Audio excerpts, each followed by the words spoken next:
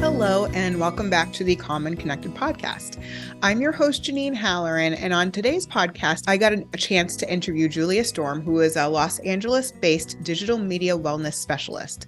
So she's an educator, a writer, a public speaker, and the founder of Reconnect, a whole child and whole family approach to preparing kids for life in the digital age.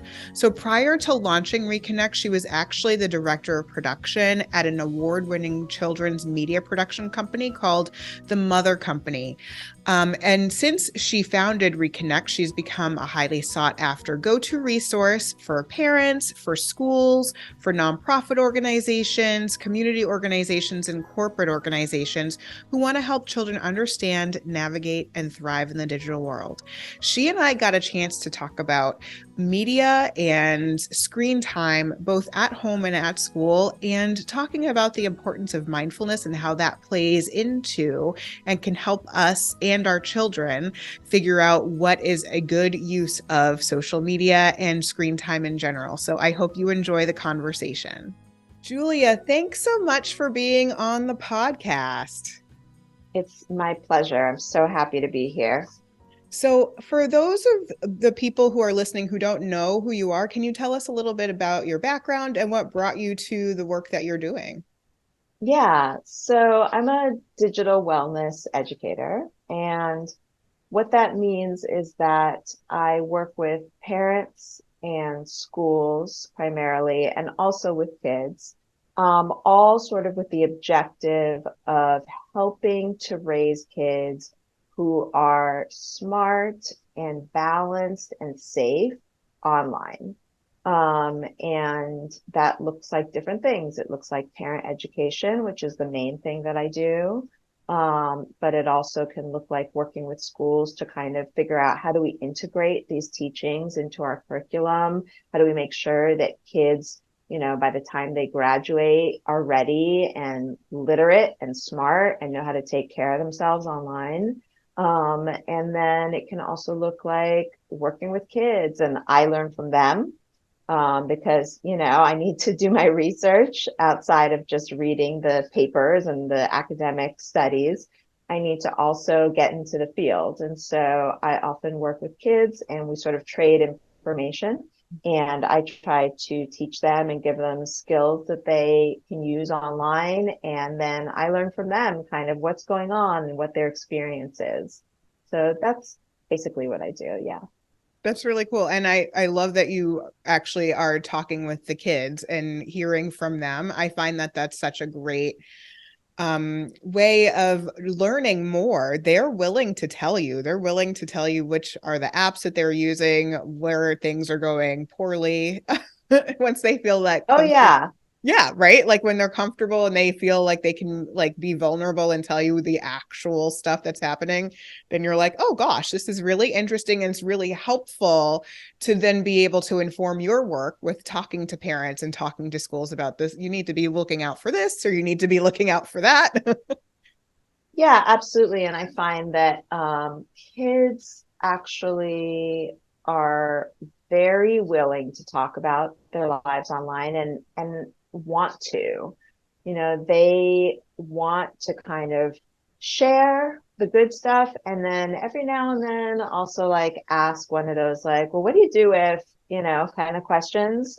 But it's a topic that I mean, listen, they're spending a huge percentage of their lives there. So it's rich with opportunity for conversation. Um, and then you asked me how I got to where I am now. So my background is actually sort of on the other side of media. I started out as a filmmaker. I have a master's in film and television and production and media studies. So I did the media studies piece, but then I also was a director, producer, and an editor. And I did that for many years, and it led me actually toward working in children's media.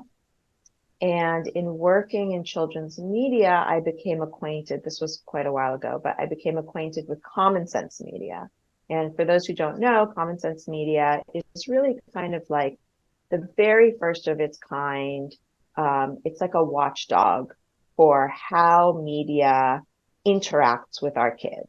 And, it's got, different portals, one for parents that basically educates them on which movies and TVs and um, video games are appropriate for different kids at different ages with like really robust reviews. But then it also has a whole portal of education for schools around digital wellness, digital citizenship, media literacy. And then it has a piece that's advocacy, really kind of advocating for our kids on a political level in terms of how technology interacts with them.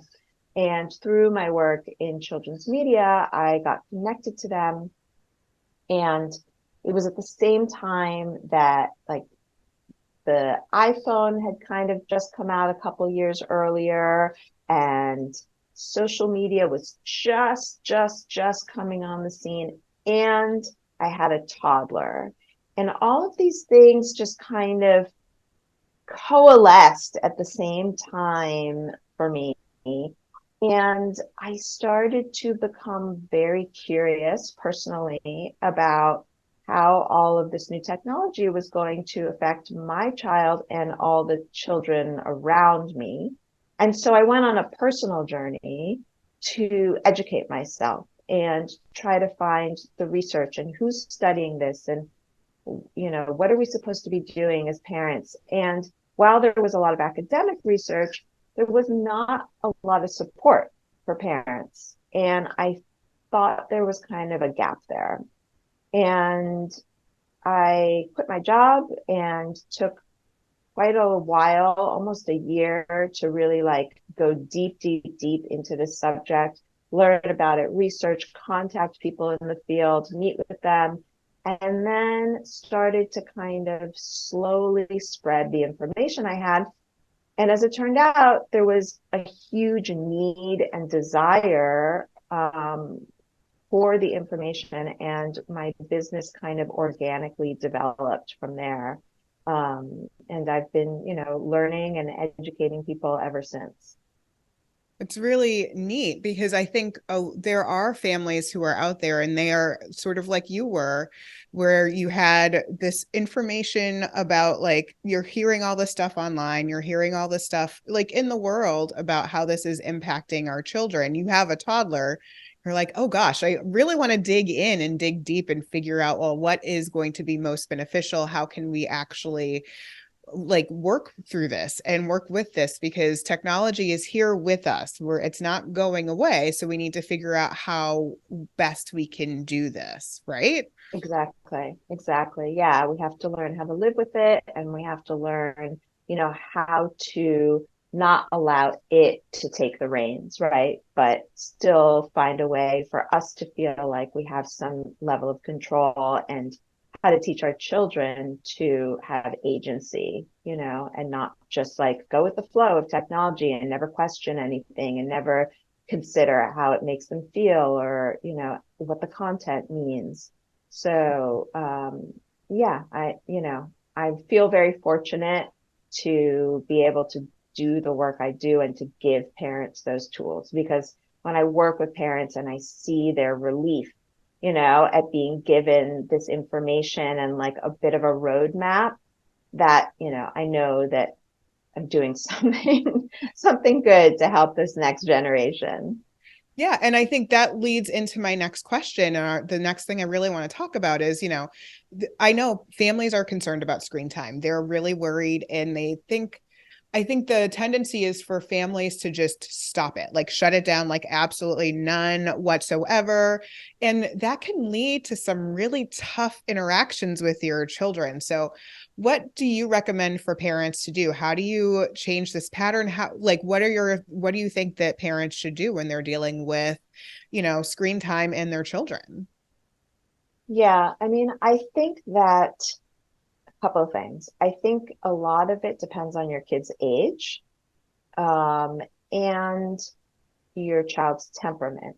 So there's not exactly a one size fits all, although there are definitely some recommendations that, which we can get to later, that benefit everybody, no matter what age your child is or what their temperament is. But, for example, when you have very young children, babies up through, let's say, early elementary, you can really, as the parent, create sort of the tech habitat that you want, right, for your child. I mean, you really hold the reins. Um, some parents feel like, they give over a tablet or they give over, time on the TV or video games, and then all of a sudden they have a sense that they have no control anymore. And with the young children, that's just not true. I mean, you really, as a parent, can take a bit of a personal inventory and figure out, what do I want technology in my life to look like? What do I imagine? When I imagine the place that I want media to hold in my home, what does that look like? And then you can quite easily create that with the younger kids. You can say, I love family movies. Check, I want that in there. When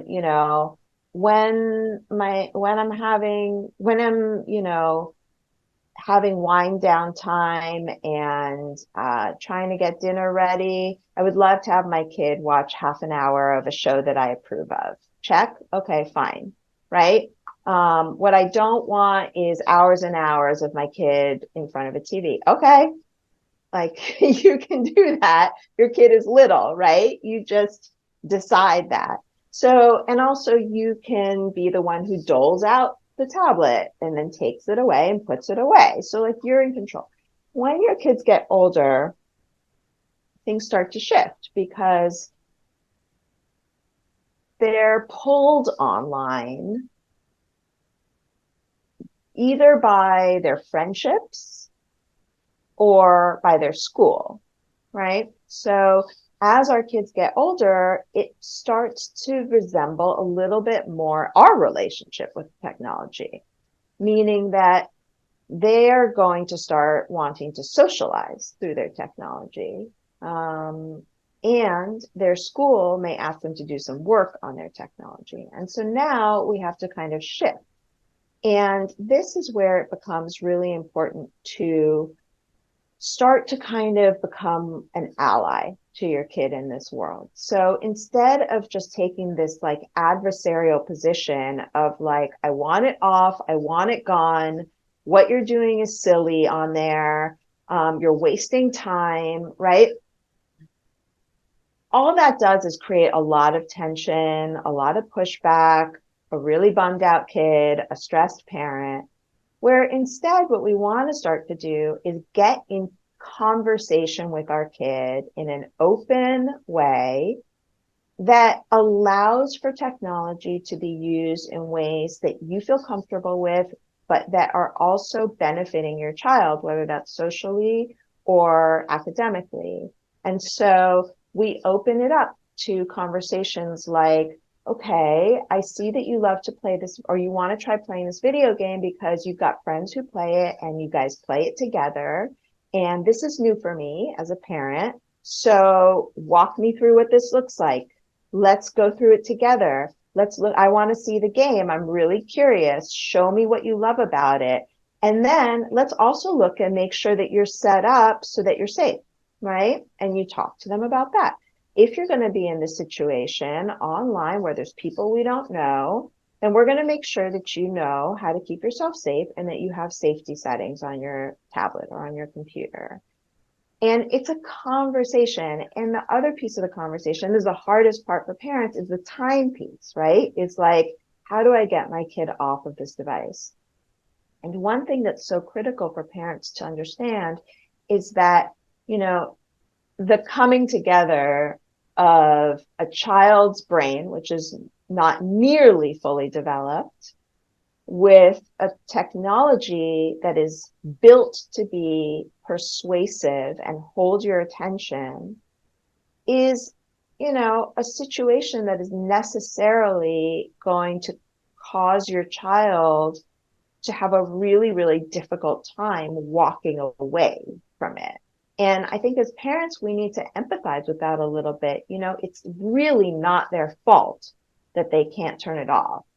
And so to yell at them and say, I told you 500 times, turn the thing off, is like, we're not getting very far with that. We need to understand that, your kid needs some help there. Like, they are not going to be able to do it themselves. They don't have that sort of prefrontal cortex to help them really like set those limits, plan ahead, know what the consequences are of being on there too long. They don't have that. And so at this age, and really even up into, I would say, mid-teens, they need us to kind of come in and help them by setting boundaries, setting some time limits, helping them to like set their timer, and start to get them to understand that we have to place certain limits because the technology is so powerful. And that we do that too as parents, and we can share that with them, as well. Did that answer? Did that Yeah. answer your question? No, I think it does answer my question. And I think the things that I heard you saying that I think are most powerful are the curiosity piece, because I think a lot of times parents will like immediately shut down, like, I don't want you playing that, versus I want to understand, I want to see how you play it, I want to learn, and I want you to teach me about it, not so that we can necessarily play together, but just so that I understand, like, what is it about this game, like what are the mechanics of it, and what do you like about it.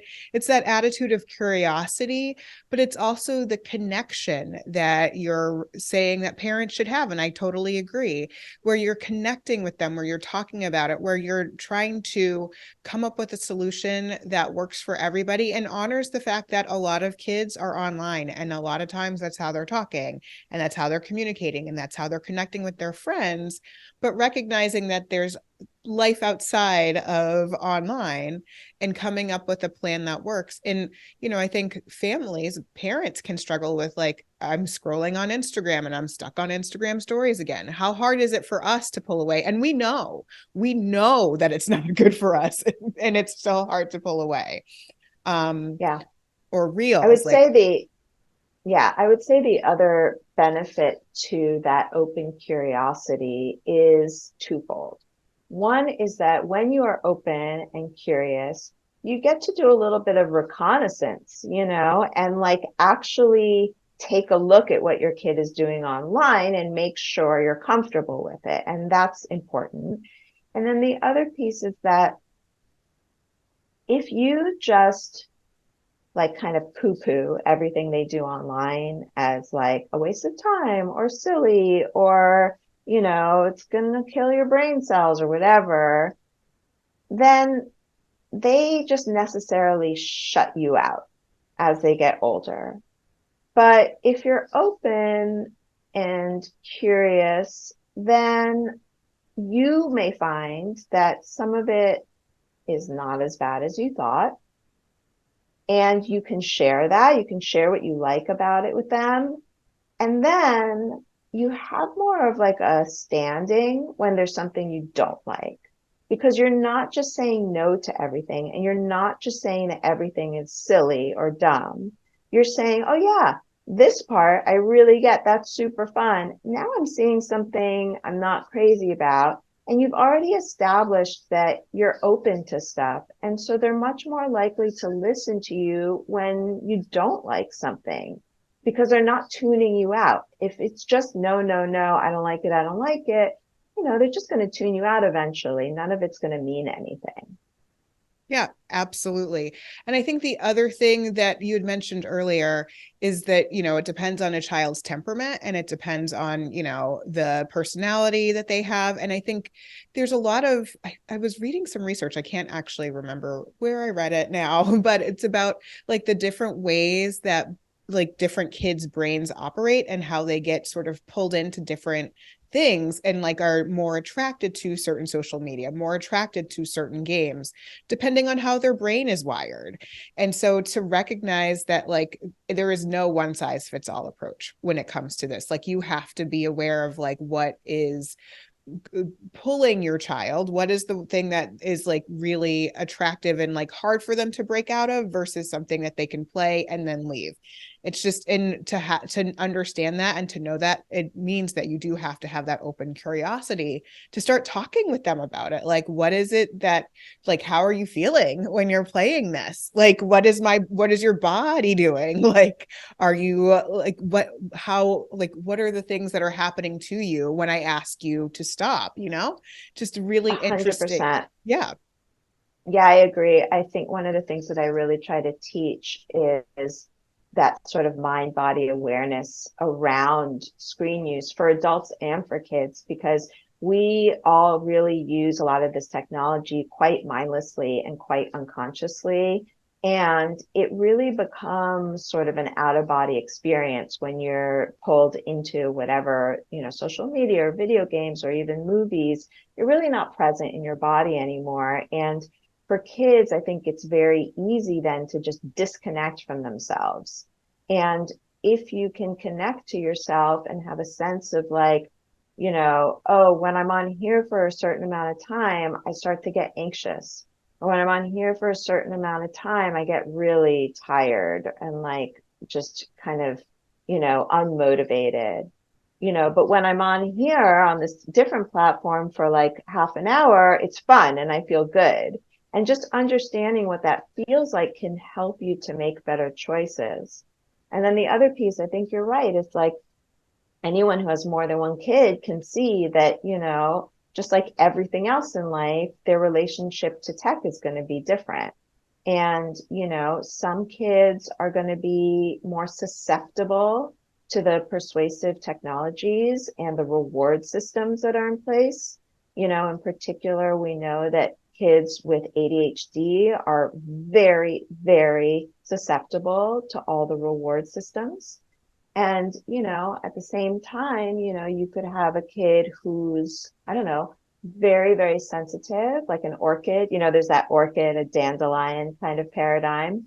You have a tough kid who's just all around, sturdy. And then some kids are just a lot more sensitive. And if you have a kid who, in general, is a lot more sensitive to everything going on around them, they're going to be very sensitive to the input that they get online too. And so like for older kids, once they get introduced to social media, you really want to be aware, like, do I have a dandelion or do I have an orchid? And if I have an orchid, how might they be influenced, right, by the stuff that they're seeing online? They're going to be susceptible.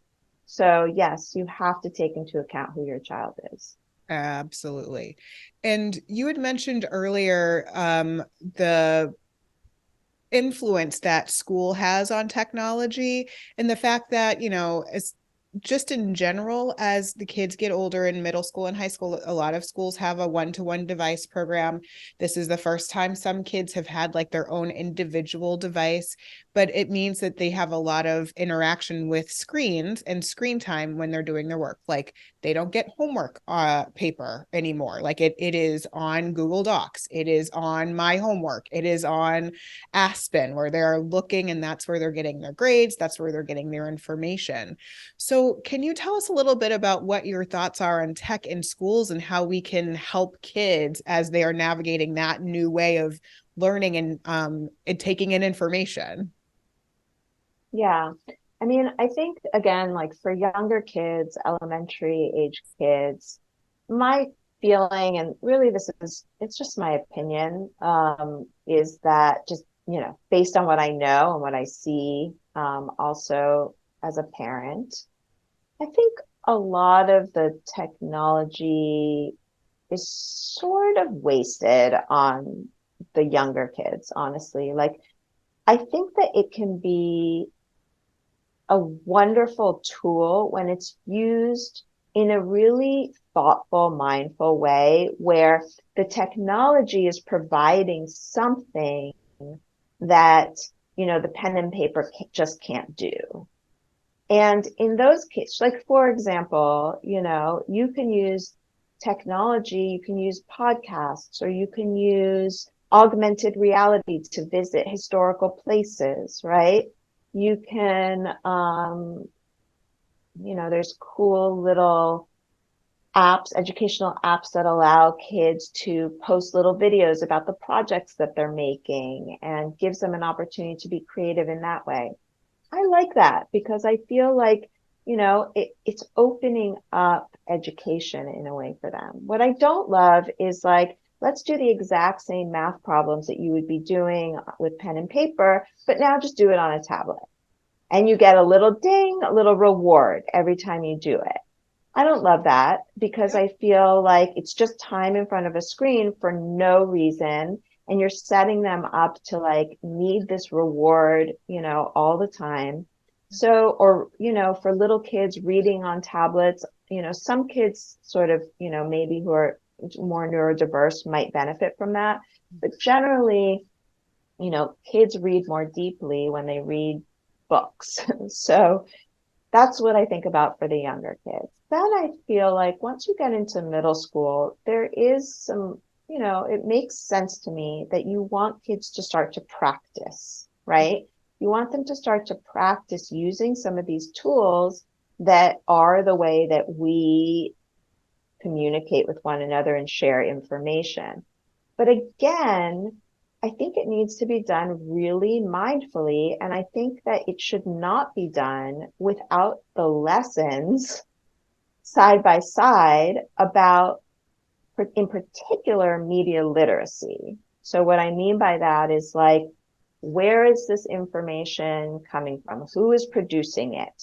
What is the intention of it? What's the source? Are there other sources? When you post something, where is it going to go? Who's going to see it? What are the potential consequences? Right? Ethics. Like those kinds of questions have to be introduced at the same time if you're going to put kids online. Because even in the world of Google Docs, that's a social platform for kids. They're sharing documents and they're commenting. Yep. And so they need to learn what that means. They need to learn that, everyone can see what they're saying and that there's a record and how do you behave and what does respect look like online, right? Yep. So I guess that's how I feel about it. And then for the even older kids, I think there's a real opportunity in school to use some of these real life platforms in an educational way to really, really teach them, what it means to be a digital citizen who is participating in the online world in a way that really adds to the conversation, adds to the landscape in a positive way. So not just a tool, but also a place, a space where you can express yourself and you can add to, just the dialogues that are going on. And I think that that is something also that can really be utilized in schools. But basically, what I feel like is that a lot of schools just use technology for the sake of ease or for the sake of technology without really, really being mindful and thoughtful about what skills are being tapped into. And when the schools do it right, I think it can be powerful. When they do it wrong, I think it's a big waste of time. Yep. I totally agree. I was just reading an article about how there was a lot of tech that got introduced, especially during the pandemic and lockdown, and how schools are really pulling back. They're really starting to be more thoughtful about, is this actually something that is helpful for us? Or is this something that is a hindrance to us being able to learn? Or can we do it differently in the classroom because we have the kids back? So what, we don't need to use this technology anymore. Let's do something a little bit differently. Let's go old school and let's have the learning happen on paper and with a pen and pencil and that kind of thing. So I think it's interesting that that conversation is already starting. And I think there's a lot of teachers who are pushing back on it as well, because it's a lot of stuff to like learn and Yes. integrate into their world. That's a lot of stuff for them to be doing. And then they have to like, you have to have all these different logins. It's just, I appreciate the mindful piece of what you're talking about. To just, it really comes down to, let's be mindful, let's be thoughtful, let's be careful, and let's be let's acknowledge like what is going to be helpful versus like it's just technology, so it's all great, which is not necessarily what's going to be helpful. But like let's be very mindful about how we're using it and what the benefits are for everybody. So I love Yeah. that. The one thing I will say that I do have a very strong opinion on is phones in school. Oh, interesting. I really, really do not think that kids should be allowed to pull their phones out in schools. I think that, and that goes for me, I believe phones shouldn't even be pulled out for high schoolers, honestly. I think they are a massive, massive distraction. Of course, their entire social life is happening on there. So I think they're a real distraction and they can cause a lot of stress, a lot of, just, kids are getting caught up in the drama that's going on their phones and they can't focus on their work and they can't connect with the other people around them. And some teachers will say that they like the kids to use their phones as part of the lesson. But to me, I feel like, come on, guys, like we've got a lot of technology. There's no reason why you have to rely on the phone, in my opinion. There might be some exceptions to that. But as a rule, to me, it feels like it's much more of a distraction for kids. And, it's really, I think, annoying for a lot of teachers. And then the other piece of that is that I think on some level, kids really appreciate getting the break. Because when you think about it, if nobody is enforcing it, again, they don't have the wherewithal to do it themselves. They just don't yet. And, but the truth is just because they're doing it doesn't mean they're always enjoying doing it. Just because they check their phone 10 times a day doesn't mean they want, or 10 times an hour, doesn't Hour. mean they want to be checking their phone 10 times an hour. It means they can't stop themselves. And sometimes, and I know this from talking to kids, it can be a huge relief to be forced to put your phone away, especially if everyone's forced, because you just don't have to deal with it for a while. And so I think that we really do kids a disservice when we allow them to start whipping their phones out during the school day. And teachers, we do everybody a huge disservice. Well, and it's just what do you do with time where you have to wait and you don't pull your phone out? Like you actually have to Right. sort of like figure out what to do. Like, do you have like you're waiting in line? Do you always have to pull your phone out? Or like, can you just like look around and have a mindful moment or talk to the neighbor in front of you or like have a chat with you know what I mean? Like read something, and notice something in wherever you are. It's an interesting sort of thing of like whenever there's downtime to Yeah. be always like it's an automatic, and Yeah. it's kind of alarming in some ways that you like It is automatically alarming. you do it, I and then agree. And it goes to your work because I think that, it really is about being mindful and being intentional, right? So it's like the power of these devices is that they kind of break our intentionality. They're so strong that our initial intentions go by the wayside very, very quickly.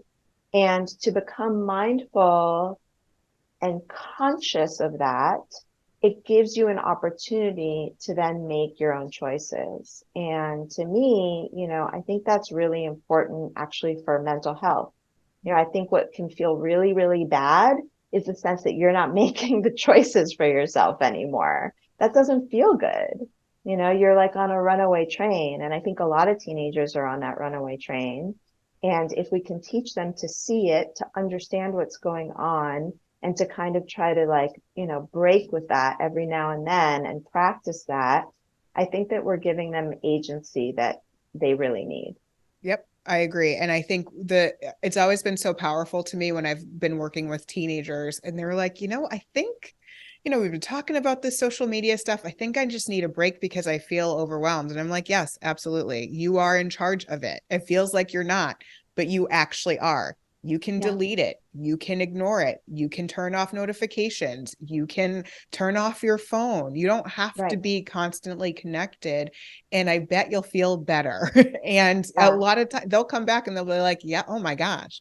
I'm like, yeah, you don't notice it necessarily. You don't notice how it pulls you so much. And then you're not like, suddenly you're like pulled because of the like comments on an Instagram post, or somebody is going somewhere and you see them on Snapchat and you're like, this is not how you need to necessarily, that's not how you want to live. You don't have to do Mhm. that. And it gives them the power back. And I love to That's see that exactly when they right. have their power back. Yep. That's like my goal, really, especially with the teenagers. It's like, come on, guys. You're giving up all of your power and your agency right now for what? It's like, let's get put a little of that back in your own hands. Yep. I love this. So if people want to learn more about you, more about your work, where should they go? Yeah. So my website is reconnect-families.com. And, I have lots of resources. I have my articles on there, my blog. I have an online course for parents, which kind of walks you through the fundamentals of how to set up your kids to be healthy and balanced users of the online world. And also just ways to work with me. Yeah, that sounds great. And I love your smartphone 101 course too. Oh, So for yeah, like for tweens. for tweens, like when they're getting their first phone, so like just that digital understanding of like what this means, what it means to have a Yeah. phone, how to use it properly, and how to, like, Hmm. it's a device. It doesn't need to be your life. Right. Right. Yeah. Oh, awesome. So I just have one more question for you. I ask Yeah. this of all my guests. What are your coping skills? How do you like to rest and relax? Yeah. My favorite thing to do, honestly, is to take long walks.